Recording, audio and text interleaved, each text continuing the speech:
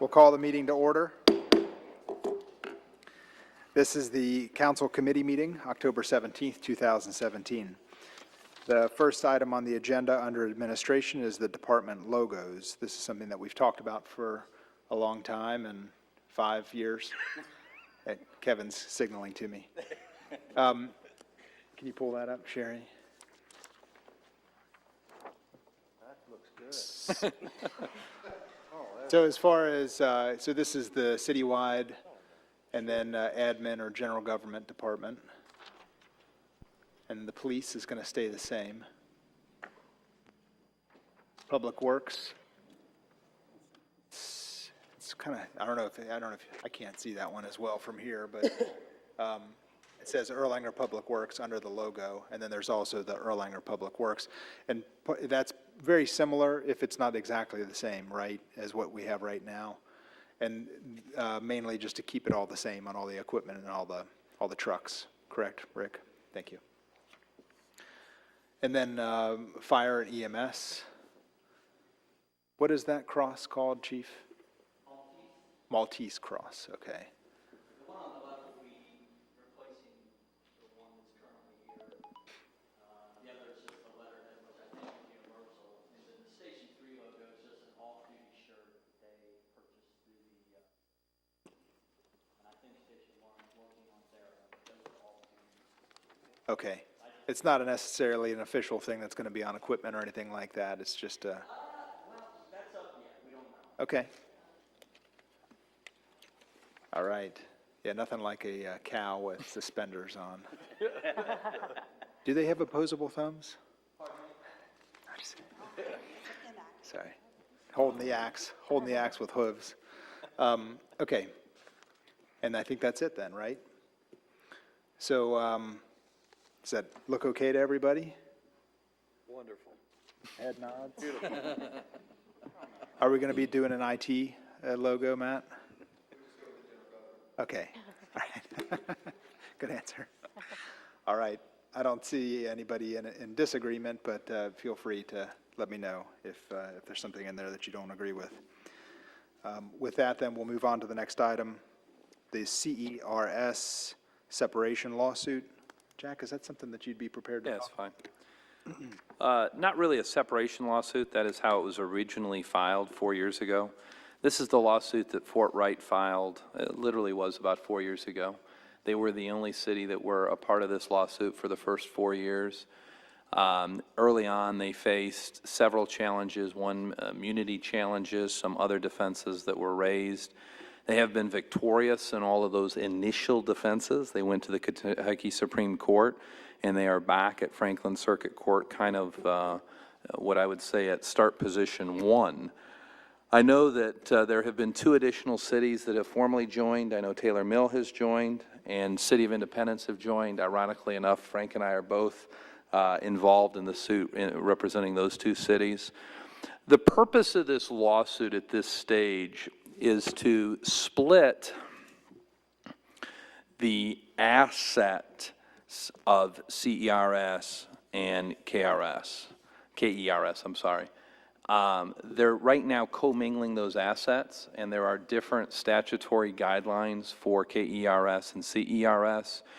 The argument being that the CERS system requires a invested to be a different standard than the KERS. The KERS standard is just a prudent person standard, which the argument is a little bit more of a liberal investment, a more aggressive investment. So what's happened is they've commingled these assets, and the board has invested in fairly aggressive asset mixes and investments that, quite frankly, have not done real well the last few years. So what this lawsuit seeks to do is to separate the commingling of those assets, to put the assets that should be with CERS under the statutory requirement of CERS, and then those under KERS to be under KERS. Again, Fort Wright has led the charge. I believe that Mayor Hatter has reached out to other cities in the community to join. I don't know what other cities are contemplating it, but like I said, Taylor Mill and Independence have joined in. Frank, is there anything you want to add to this? I know you've been a part of the same email threads I have the last few weeks. No, you've pretty well adequately described it, but in addition to the division of assets, there's a benefit, at least claimed by Fort Wright in regard to the division of the management of those funds. And they feel that the cities would have more and better and greater representation in that management through the split. From other cities' standpoint, the request to become a named plaintiff in the lawsuit is with condition on it not costing the cities anything. If Fort Wright and the other plaintiffs are successful, then there'll be a substantial transfer of millions of dollars from one fund to the other. As I understand the arrangement of Fort Wright and Mr. Perry, he's representing them and would be representing them on a contingency basis. So there is no cost to Fort Wright, the city of Taylor Mill at this point, or the city of Independence at this point. As far as the city of Erlanger is concerned, and the city of Taylor Mill and Independence, I don't see any monetary benefit to them, but I don't see any detriment either. And as I understand the intention, or intention is the wrong word, the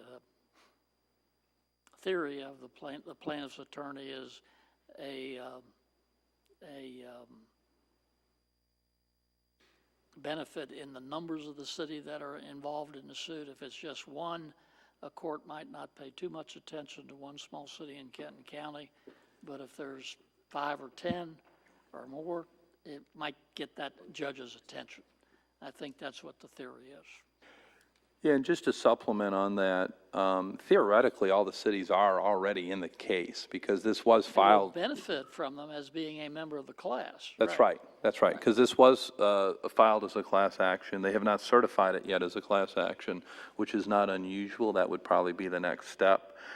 But again, to echo what Frank has stated, I have spoken to Ron Perry, who's the lead attorney who started all of this with Fort Wright, and it is their position, especially since they are in Franklin Circuit Court, that the more cities that join in, this looks like it's more than just Fort Wright, which maybe someone in Franklin County might not even know where Fort Wright is, right? And so I think the idea is if more cities band together, that it will help the legal aspect. I know that, and I can't speak for this mayor, because honestly, Tyson and I have not really talked much about this, but I know in Independence, one of the primary reasons that they joined was more from the political pressure perspective. I think they realized that legally it's somewhat insignificant. It costs nothing to the city. City's not necessarily going to gain a whole lot. If they're victorious, the assets will be split regardless of if we're a party or not. But I know in that city, the mayor wanted to have a unified front with Mayor Hatter and just being a part of the discussion as it relates to CERS and KERS. So I think that was what I would argue, a policy decision, maybe more than even a legal decision that they made in Independence. The one thing I'd like to add is that I did receive an email from Dr. Kathy Burkhardt yesterday. And I won't read the whole thing, but she says, "Dear Erlanger and Ellesmere community partners, thanks to our Kenton County mayors for sending a united letter to our legislators regarding concerns with the pension and CERS." And then she says, "We support the mayor's idea of the separation of CERS." And she goes on to explain that. So, I mean, I know there's a lot of people who say, well, it won't happen because of the teachers, or, so, I mean, just so we know that our school system here is actually in support of the separation. And not having there's no cost to the city. That's correct. And the benefit to the city, it really doesn't matter if we're there or not. I mean, I think would be kind of the same thing, that our purpose would be more so just to try to put together a united front in Northern Kentucky. So if council would be in agreement, then I guess we would prepare a resolution. That's that right, would- Mayor. That would instruct me to join that lawsuit that we would read at the next council meeting. I see most heads nodding. Okay. All right, we'll go ahead and get that assembled. All right. Thank you. All right, the next item is the heroin support and information session. Ms. Fetty? I'll be pretty brief about this. I spoke to, her name's Danielle Matthew. She's in charge of the Baby Steps program at St. Elizabeth that works with mothers that are pregnant and addicted to heroin. She is the one that came and spoke to the mayor's group meeting back in August. And her and Dan Cole, who works with St. Elizabeth as well, they had offered to come out and do a town hall for our citizens. They are still willing to do that. I kind of threw a couple of dates out there, being able to have enough time to get everything together and advertise it properly. I was thinking the beginning of December, either the 6th or the 7th. From talking with her, she said during the week is much better than a Saturday, because people's Saturdays are already pretty busy. So if we could do during the week, either a Wednesday night or a Thursday night at 6:30. She said those are typically the best times to do it. We would be the first city in Kenton County to take her up on her offer. Boone County is actually doing their own at the Crossroads. All the cities have come together to do one on October 23rd, a Boone County heroin town hall. So that hasn't been mentioned, whether Kenton County is looking at doing something like that and coming together, all the cities. But she's more than willing to come to us and hold it in council chambers. She said she'd be able to talk about the Baby Steps program. Dan Cole would be able to talk about what St. Elizabeth has to offer. There's another lady named Ashell. She works in the emergency room, so she'll be able to give what she sees on a day-to-day basis. And then there's also a participant in the Baby Steps program that is helping Danielle out with some of her town halls and sharing her story. So she would be involved. I've also reached out to Chief Whitaker and Rhonda Wolf to see if they would be interested in giving their perspective on what they're seeing within our community. And I'd like to also reach out to Todd Rice, see how we could have the police department also represented and explain what they're seeing from their viewpoint. So basically what I need from you guys is whether we want to move forward with it, and if we do, are the dates that I proposed okay? And if you guys have any suggestions. Are both of those, did you check the schedule here? Are both of those dates open? I think Matt had checked it, and they were both open. Wednesday and Thursday. Yeah. Did So you, any preference if it's a Wednesday or Thursday? I'm sorry, go ahead. did you check to make sure our county's not doing anything, or do you know if? She said as with her a couple of days ago that Nothing. they have Okay. not, they are not. What I'm kind of thinking is maybe we could set it up and then invite the county to participate if they'd like. I mean, we've certainly got one of the larger council chambers in the county. See if they want to take part or not. What do you think about that? Yeah, I mean, the more the merrier. Chris Knockelman's been very big in this, so Oh, yeah. I bet he'd want to. I think he would probably appreciate if somebody set it up, Yeah. so. How long will it take for, what kind of notice does she need? She just has to make sure that she's available. I called her yesterday and gave her a voicemail. She hasn't returned my call just yet, but Yeah. I'll try and check back with her tomorrow. Would November gives us over 3 weeks, and that way we're not pushing this off even longer. If November 8th would be the day after the city council meeting, and that way you're not getting into December where people might have other It doesn't give activities. us Just very much suggestion. time to advertise, Okay. though. Yeah, I mean, Every if we week. think that we can pull it all together that quickly, I know that the Boone County one is October 23rd, so it's not going to conflict with that.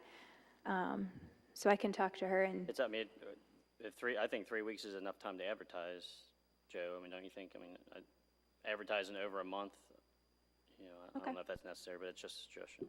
sure. Okay, I will make sure. Do we want to do the 8th or the 9th, just to be able to, like, if she can't do the 8th, bump to the 9th? Yeah, I'll go ahead and reserve this room for both those days until you tell Okay. me, and then we'll just plan on that, Okay. if that's okay. Something that I had also talked to Mayor Hermes about was getting the word out. So not only putting it on Facebook and our website, but also if we wanted to print some flyers and say meet up here the Saturday prior. So that would be the 4th of November. Try to get as many volunteers as we can and spread out and walk door to door and let people know. Just a suggestion. Yeah. Or at least take them, you know, I give Kevin 50 and he passes them out to his neighbors. I give Vicky 50 if she passes out to her neighbors, that kind of thing. Give Vicki 100. I have a suggestion too. What about if we call the local news and put it, Yeah. I mean, they usually do things like that Yeah. on their I think that would be good. website. Do what? Channel 19 Yeah. will put it on. Okay, That's true. okay, The Channel 19 will put it on. okay, awesome. What he just said? Let Joe I'll take hold care of it all as that. he is. I can't hear. Okay, so I will check back with Danielle, make sure that all those people are available, because I think they all bring something different and important. November 8th or 9th, we'll go from there. And if those people aren't available, Then we'll what just do you go think for we'd December. keep the December date? I'll get with you this week, and we'll make a decision by the end of the week Okay. if they can all do it. I'd rather do it sooner. I think it's important Sure. to get it done. Okay, sounds good, thank you. Do you think we should put Boone counties on our website just in case somebody needs some help now? Yeah, That's a great idea. You know what I mean? Just, I know it's Boone County, The but October one 23rd person one? gets help. Yeah. well, and Boone County's is going to be a pretty big deal. Lisa Wells from one of the local news channels is being the MC, and it's going to start off with an entire news program. They're doing a special story on Danielle and this participant who's going to be sharing her story. So it'll be on the news, and then they're going to be at Crossroads on October 23rd. That place Wow. is huge. Yeah. Yeah, great. Okay, thank you. Yes. Yeah. Yep. The one by Chick-fil-A. All right. Then the next item is under Public Works, the dog park survey results. Mr. Cahill, Mr. Skidmore? Yeah, so we went ahead, Joe actually did, I shouldn't say we. So, sent out a survey to residents immediately around that area where the dog park would be. We had 36 that were sent out, 7 returned, that's about a 19% return rate, and we're pretty much split 50-50. 3 for it, 4 against it, and even one of them against it said, well, if you do it, just limit the hours. So if you look at the top 3 concerns that came out, number 1 was noise, number 2 was safety, and you had some other ones about the space and the number of dogs and things like that came out.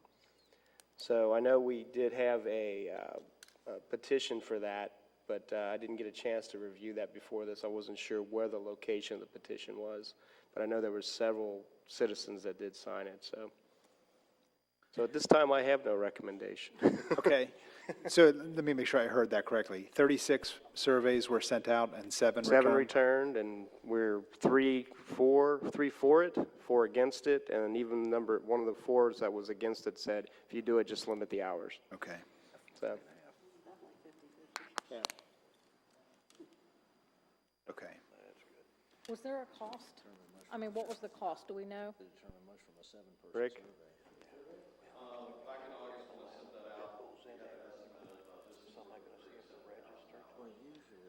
Okay, so 7 into 37,000. 7 people that want it into 37,000. I think that's. No, actually, only 3 that want it. Oh, okay. Well, that's fine. Well, and that's the people around there too, Renee. I think when you look at the petition that was signed, and I always have concerns about petitions because you can, when you go door to door, you can kind of get the signature for the reasons you want. So, but, you know, we do have a lot of people that signed it. Pioneer Park gets used a lot. We have a nice park there. We have the space. I don't think it's going to, Rick, is it going to disrupt any of the walking trails or stuff with the kids? So there's a potential there to kind of, you know, make an attraction for the citizens in Erlanger. We drive out to Boone County. And the census did not have the number of dog owners in Erlanger. I checked that. Just kidding. I'm sure we can probably get that information, though. Okay, thank you very much, Mr. Cahill. So with no what do you think should be the next step for us? Should we get back with the gentleman that brought that to I think we should us? probably come back around with the gentleman that brought it up and, you know, take a look at his petition again, see the locations and places like that, and make sure that we truly have enough percentage that we think are going to use it. I mean, there's a lot of people walking their dogs. That was one of the comments on it. There's enough dogs being walked anyway, up and down those trails. So, and I see that a lot also, not just in my neighborhood. Yeah. Yeah, I mean, I kind of would think it would be better to put $36,000 into sidewalks, you know, than the dog park. Yep. Continue to work on connecting the sidewalks, especially in that area. That would, well, if you're putting it that way, then I absolutely agree with you, Mayor. Yeah, and there is. It might be a first. All right. That's not, I'm just kidding. Maybe. Okay, so we'll move on then to codes, building, and zoning. The first item on here is the foreclosure policy. Mrs. Fetty, do you want to talk about that? Yeah, so I guess I want to open it up for conversation. From what we had talked about at the last council meeting, the meeting that we had with Steve Bodie, about the cost-benefit analysis process for when we're going to do a city initiative foreclosure, and making sure that we do that analysis prior to moving forward. That would be something that's a policy change. I don't necessarily think there has to be any kind of municipal order, and I could be wrong with that, but it basically just needs to be a conversation on what we want to do. The cost-benefit analysis, I think, is beneficial and something that does need to go forward with, but when we do it, do we keep the 3-3-3 policy? Do we alter that? We need to have that kind of conversation. And Matt, did you want to, you had given me some of those examples of other cities and what they do, and I thought that was extremely beneficial information. And maybe the two attorneys that also have Independence and Taylor Mill and Edgewood and Cold Spring also understand how they do it as well. See if we can build a better policy based on what's working in those cities and what's not working. Sure. Makes sense.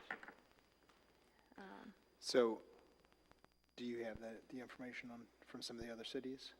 I do have them. I didn't analyze it, you know, I just kind of passed it along because we were discussing it with the whole state. I didn't see any that looked better than what we've been talking about, honestly, but you may disagree with that or. One thing that I was noticing on the ones that you sent me, there was Pikeville and Paris. Their threshold is a lot higher than the 3,000. It sits at 10,000. And then Owensboro sits at 5,000. So there's, differing dollar amounts. Danville also, theirs is based on 10 years of liens. So it's. But you kind of have to go to the difference between their demographics there, because some of those cities are much larger, much. Okay. Let me just jump in for a minute, and I feel like I'm jumping right into the frying pan here. And in full disclosure, our office has absolutely nothing to do with foreclosures with the city of Erlanger. That's under Mr. Wickman's contract, and his firm handles that. So to some extent, I feel almost a little unbiased up here. I don't think our current system in Erlanger is really that broken. I think we had an anomaly property that is a once-in-a-100-year situation that this council clearly authorized 2 years ago when it happened. Maybe they didn't have all the information. I'm not going to argue against that, but it was just, it was the perfect storm of bad things that happened.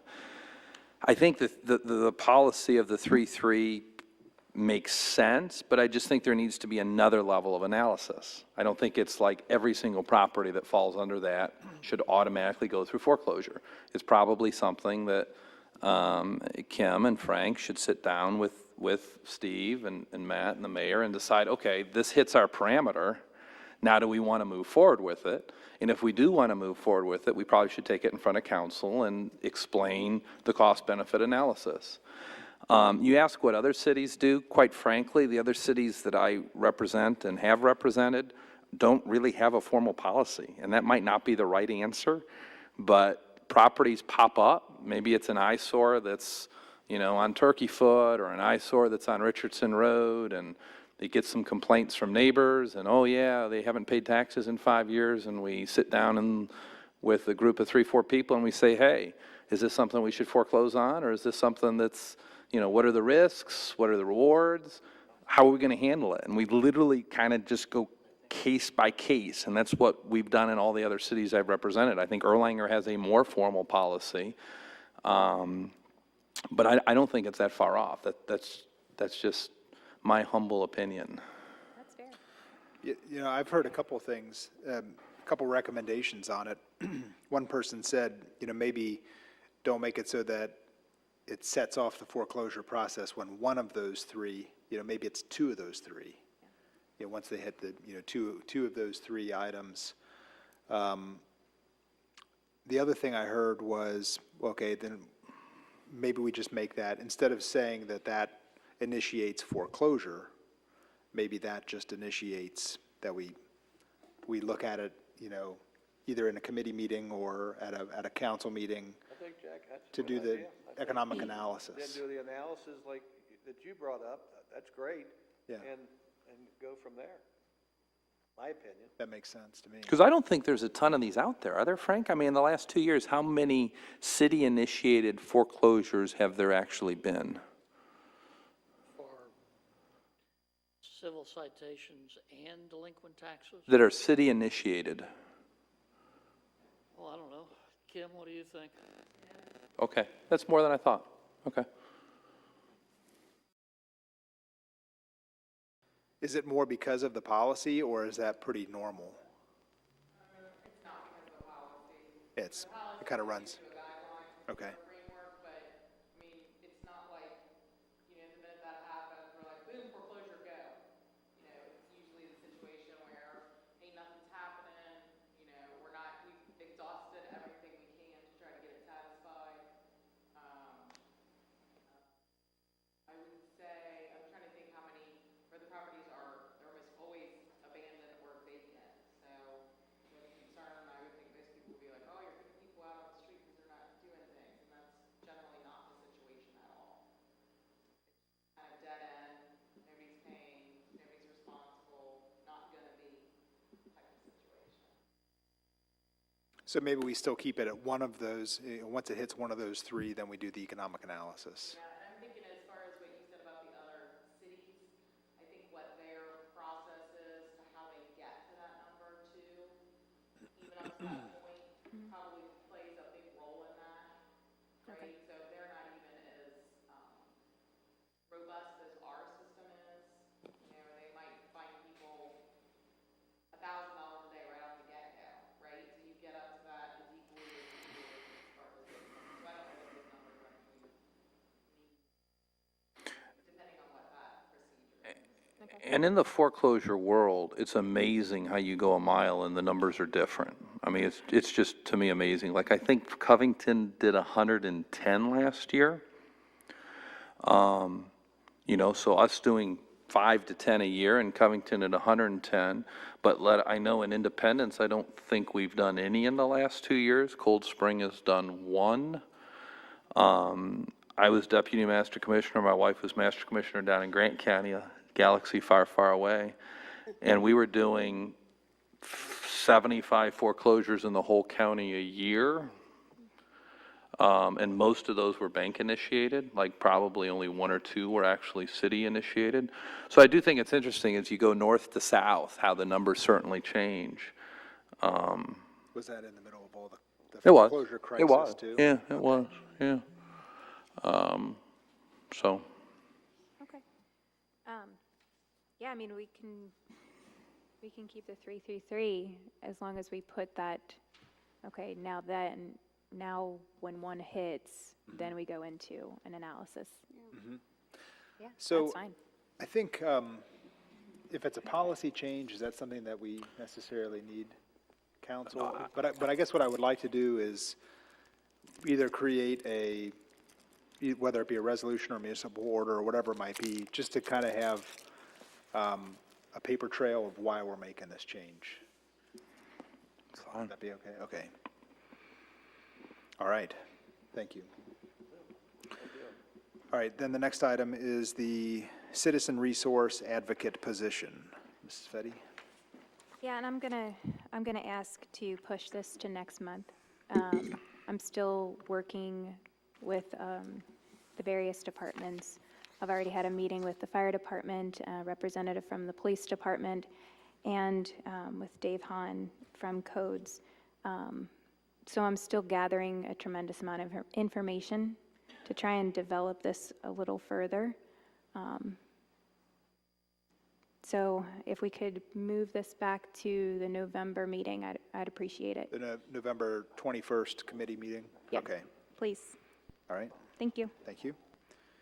All right, then the next item on the agenda is our peer-to-peer rentals. Is that something that you're prepared to talk about? Matt is the man on this one. Okay. Yeah, I'll go ahead and talk about it. I've talked to a handful of council members about it and their concerns, so I'm going to try to kind of summarize everybody and then, by all means, jump in if I'm missing the beat. We kind of talked about it last, council member pushed it off because we're wanting county to come up with a model ordinance or county ordinance. From all my meetings this last month and discussing it with other cities around the state, Kenton County doesn't appear to have enough interest to do a model policy, a county policy. I've spoken with PDS, they're still researching it, but they don't have, there's no timeline for them to even develop one. Again, they don't have a whole lot of interest. So I did show them our ordinance, and they said we were it was far better than anything that they had even looked at yet. So I think we're way ahead. They even questioned why we were going to push it off. So I think that kind of leaves it back to us. I think we should narrow down a few of our concerns, update the current ordinance, and I recommend that we push it to November to vote on and see what happens with that. If it gets voted down, we can always come back in a year and look at it again or something. So that would be my recommendation.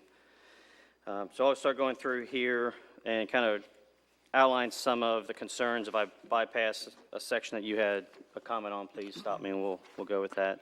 Let me just clarify one thing, Matt, and I hate to interrupt, but our first step would be the text amendment through the Planning Commission. Okay. Yeah, so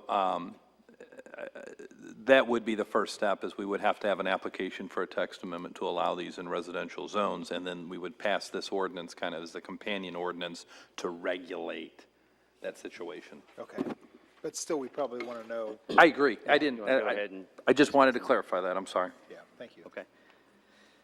So in section 2, we'll kind of start there. The definitions are kind of there. So the 25 miles has been something that a lot of people have been concerned with. My recommendation would make it either 15 or 10 miles from the city limits. 10 miles would put it within the city. 10 miles is from Pleasure Isle to Dulwick. So that's 10 miles there to kind of give you an idea of what time or what distance we're looking at. So, 10 to 15 miles, since people were kind of uncomfortable with the 15 miles. And what I'm talking about, if I didn't clarify, is the distance that somebody could be contacted in case of emergency to respond to the residents. So that your point of contact needs to be within for this case, would be 10, 15 miles, whatever kind of the council would like. So that was one of the comments, and I would, I'd probably recommend 10 or 15. Mr. Montgomery brought up the fire inspections again. I think we talked about that and talked with the fire department about that. That would put a strain on our city services, and we don't do fire inspections on any other rentals. So it would be kind of an odd thing to do, I think. So I would recommend against that. Again, we can discuss that further later if people disagree with that. Another concern was the $25 fee for registration. I got concerns that it didn't cover our costs. We don't charge for a fee for the rental registry, so it's free. The $25 would add, and then also if somebody would want to do this in the city, they'd still have to apply for a $50 occupational license fee, which would be a $75 fee ultimately to the city. So I think the 25 is reasonable, but again, just my opinion and some of the comments that were brought up. Duties of the host. One thing that was brought up was the host shall reside at the premises, and I know a few had brought that up. Possibly the verbiage would be better, would be the host, this is the host primary or principal residence. This is section 4B. Sorry, yeah, section 4. That way, the owner of the residence doesn't have to actually be there while they're renting. So you could, the owner could stay with a loved one while the house is being rented, as long as they're within the 10 or 15 miles away. So I think that's probably a better phrasing, and that was something that was brought up by Mr. Montgomery, which I would agree with. We have discussed before off-street, and that's a lot of concerns of the off-street parking. I would recommend that we put on there that the host shall have enough off-street parking for the renters that they have. That way, some of the streets that already struggle with parking, we're not going to have even 2 additional cars, maybe a huge strain for that area. So that'd be added to No this. emergency, now we're really in trouble. Roger, yeah. So I think if we add that, just that if your residence is going to do it, it needs to have enough off-street parking for your renters. So I think that's a reasonable. How do we define that, Matt? If you're planning, whatever your rental agreement would be, they would be limited to a certain number of vehicles. That might be something that they would want to add into their rental agreement. So your idea would be off-street parking, meaning that they would have to have parking in their driveways? In their driveway or an adjacent parking lot that they've worked out with the Okay. business. That's ultimately that could occur, I guess.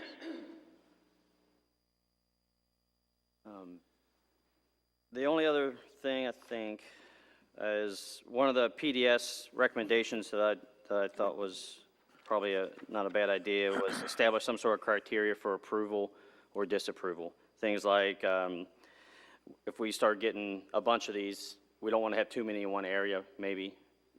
So we would limit and say that, we only want this many in this square mile or however we're going to word that. So this might be, or a certain number allowed only on a street, so you can only have 2 on a street. So it's just things to consider like that. Criteria for disapproving it for like the next year would be if you have repeat complaints, if you have any code violations at that location, along with, I think Ms. Fetty was talking about, I don't think I added here, they have to use a service that has a customer rating system. So possibly if their rating from renters was a certain level, maybe we would discontinue it. And I think the parking thing would take care of itself, but if there wasn't ample parking, we would not approve it, or we would not approve it for the next year. So those are just some other criteria that might be good to add in there, just to show these are the criteria you need and the reasons that we might withdraw your application throughout the year. Are there any other questions or concerns? Yes. I have a question, and this may just be the way I'm reading it, and this is why I'm not an attorney, okay? I'm looking at number 1 under section 2, and then I'm looking at number B under section 4. The first part says the name, address, phone number, and email address of the host and of a person residing or located within the 20, and we talked about that. But down here then in 4.0 part B, it says the host shall reside at the premises. Right. So is that confusing? That was one that I recommended we restructure due to Mr. Montgomery's recommendation that it's the host's principal or primary residence. So they don't necessarily have to be there during rentals. But it can't be a vacant property that they use solely for these rentals. Because I think that's a lot of the concerns that we had in the beginning, is we don't want rental properties to turn into these. So, you know, if you wanted to rent your house out, you can go live with your daughter, you know, while your house is being rented. That would still be okay because it's your primary residence. When they leave, you would come back. So that's kind of what that would, being that their primary residence is. That was the idea there. Go ahead, Jessica. Are you, and maybe this is a dumb question, but the approval process, are we renewing that once a year? Yes. Or, okay. Is that in there anywhere? That it's a yearly renewal? And do they have to pay the $25 each year that they renew? We'll add that in. That's a good point. Yeah, I mean, it says under A, each annual registration. Okay. But this is just a registration, it's not a permitting process. That's correct. They would still have to get an occupational license in addition. Okay.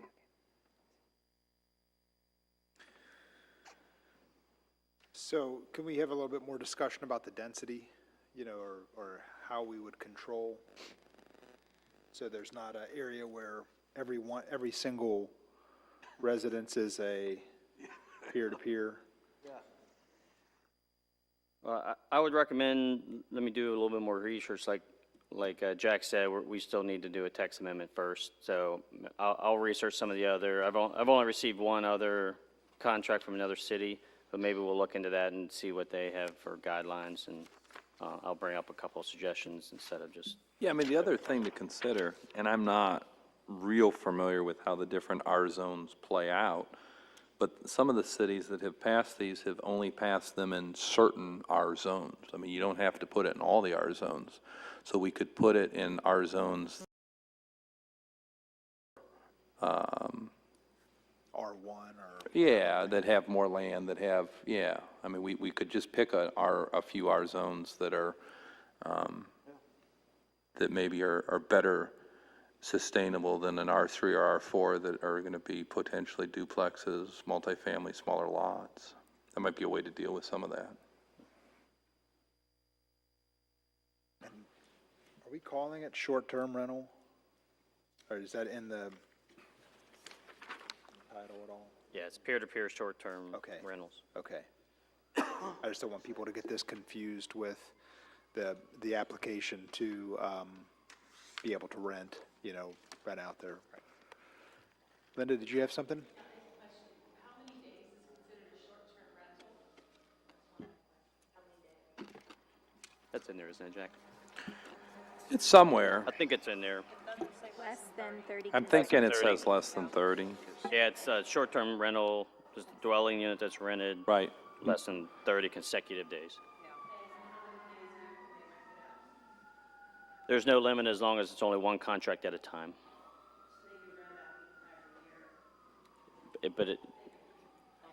I guess but it would have to be their primary residence at the same time, so I think you would have difficulty proving that that's your primary residence. I would argue their driver's license would have that address. Well, I would say it's where you live most of the time. I mean, because I remember when my husband worked out of town, we had a farm in Indiana, so we had to have a residence down there for during the week and then come home on the weekends. But our primary residence was still Erlanger, because that was just for work while he worked. But I think the rule is, like for income tax and things like that, I think it's where you spend the majority of your time for the year.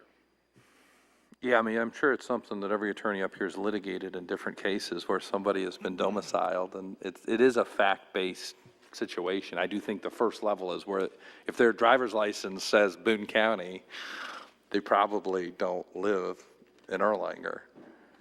Yeah, I think if somebody did rent it there's nothing that says someone couldn't rent their place out for a year at a time. But they're going to fall under the other, you know, rental register. Yeah, I'll give you an example. I had a former law partner who joined the Peace Corps left his home for 2 years, but that was still his primary residence, was in Dry Ridge, Kentucky, because he was in the Peace Corps for 2 years. But he didn't live in that house for 2 years, and he didn't do a peer-to-peer rental, but he rented it out for 2 years, but he still, that was where he domiciled, he voted there, he lived there. I think that happens a lot with military and things like that. And my son considers our house still his primary residence, Right. because he's at Fort Bragg all the time. Should we define primary residence, or can we? We could.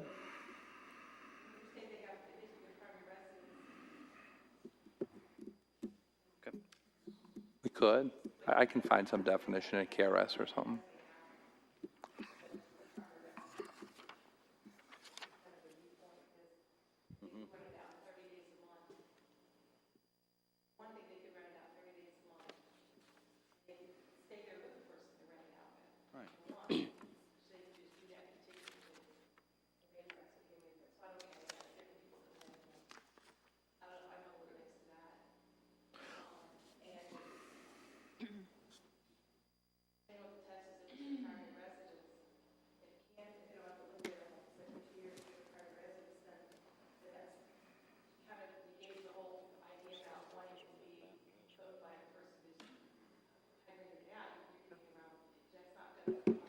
Well, the 2-year would turn into just a standard rental in the city of Erlanger. So it would just be, anything over 30 days, it would turn into the standard rentals. Correct. Mhm.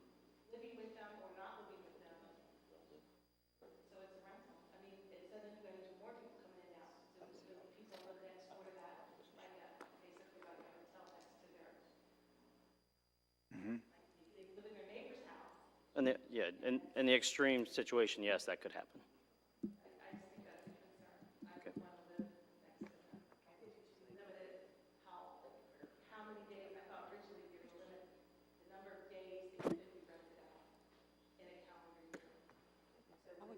How would you track that? That'd be hard to enforce, wouldn't it, Matt? That would be impossible to enforce. Be really hard to enforce.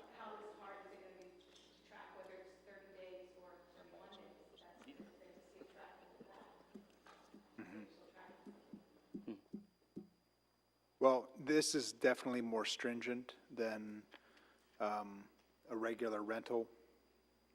So if they want to abide by this instead of the regular rental, this, this is a tougher ordinance to follow. The off-street, we don't say anything about off-street parking or things like that.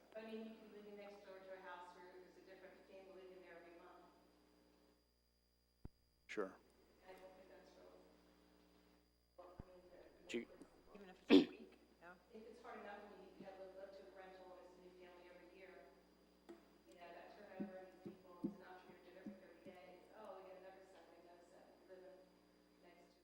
Okay, well, we'll go ahead and we're going to add a definition for residents, and then we can look into that. But again, that'll be a few months from now before we would even get into this ordinance, so we'll look into that.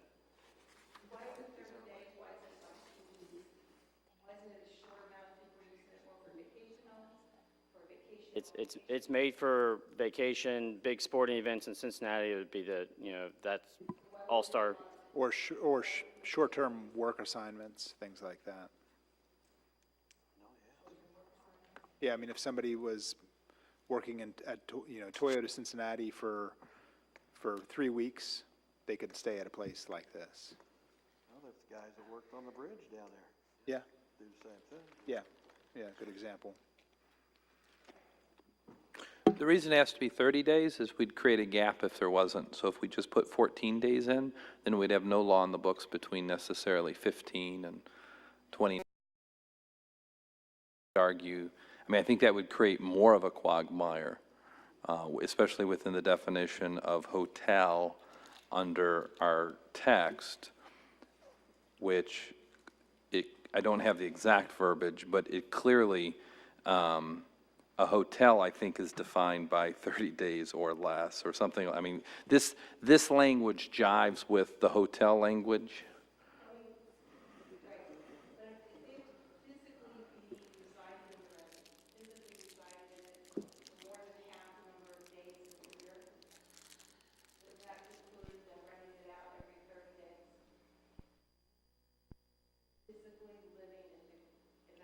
unless they live there with, while the people were renting it.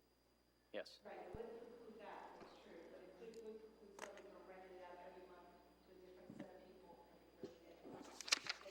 We've got a little bit of time on this, Linda. I mean, why don't you let us go ahead and draft it, and then you can review it.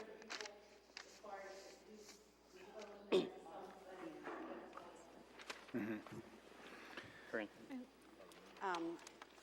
I have two questions. One, and this is probably a dumb question, but it's a legal question. Anywhere on here, are you allowed to write similar to Airbnb? We can put that it has to have, I think we have, and I'll be honest with you, I think I've drafted like 9 versions of this, and I'm not even sure the version I have in front of me is the most recent version. I mean, we can talk about a hosting platform like we have done here. We can talk about rating services. I'm not comfortable Putting Airbnb? putting a commercial establishment in our ordinance. Okay. We said like Airbnb or VRBO. I mean, if we put multiple ones? No, VRBO is totally different. Oh, is it? Yeah. Okay. There's over 125 that they know of.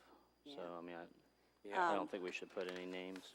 Okay. We Googled on Airbnb, and it looks like 28 days is their limit, because then you have to form a lease after that. So, I think the 30 days is a good number. Okay, Because there's always going to be an extreme. You can always question any decision you ever make. sure. Renee? Okay, the 30, and this may just muddy the waters, I don't know. Is it going to be 30 days, or is it going to be the calendar month for the 30 days? I mean, There's can 30 somebody go in and? consecutive days. Okay, but could somebody go in on the 15th of the month and rent until the 14th of the next month? Okay. Right. Okay. Yep. Any other comments on that? All right, let's move on.